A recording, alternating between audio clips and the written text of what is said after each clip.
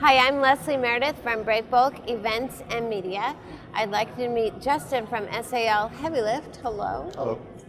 Who just finished up on a panel talking about the big question, is the tide turning?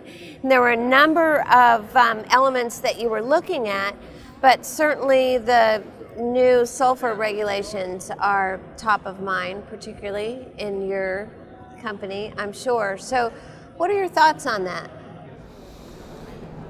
It's inevitable. The question has been asked today whether or not the possibility of a delay in the implementation is coming. In my view, no. I don't think it is coming. I think that the implementation will take place on the 1st of January 2020, and that carriers have to be ready to implement whatever strategy they've adopted. Some will continue to wait and see and take on marine gas oil, MGO. Some have already decided they're going to take on scrubbers, plan that investment, and hope that they get the return on their investment, in the time that they expected.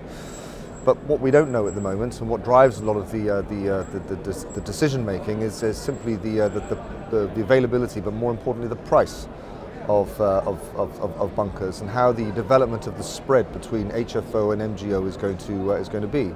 And there's that spread at the moment that will determine the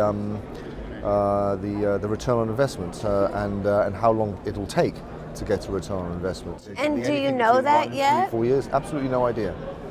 We can compute the possibilities. Traditionally, for the last 20-30 years, the delta between HFO and MGO has been around about $200, between $200 and $250, and it's remained relatively consistent all that time. We expect that there'll have to be a breakout of that. Definitely, MGO may get more expensive simply because demand goes up. HFO may go down because demand will go down. So that is the logic in supply and demand. But we haven't seen any evidence or any volatility yet. All right. So, as far as your company goes, what options are you considering? Some of our fleets, are probably not viable for retrofitting scrubbers, and some of our fleet are. Some of the younger vessels, the scrubbers will always be more appropriate to vessels that burn higher levels of bunkers. More bunkers. Okay, sure. There's more opportunity there, and there's more to save. Smaller, older vessels simply cannot probably bear a $2 million investment a half or three-quarters of the way through their trading lives. So they will either have to go to MGO and accept the costs that go with it, and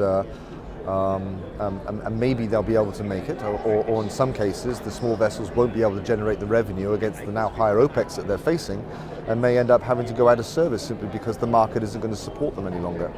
This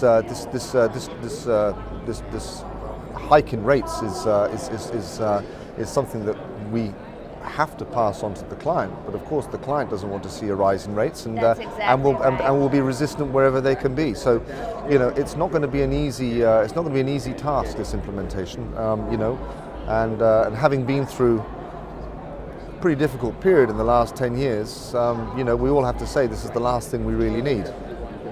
But it's reality. We have to face it, and we have to get on with it. Absolutely. All right. Well, we'll be keeping an eye on developments and hope that you will keep us updated.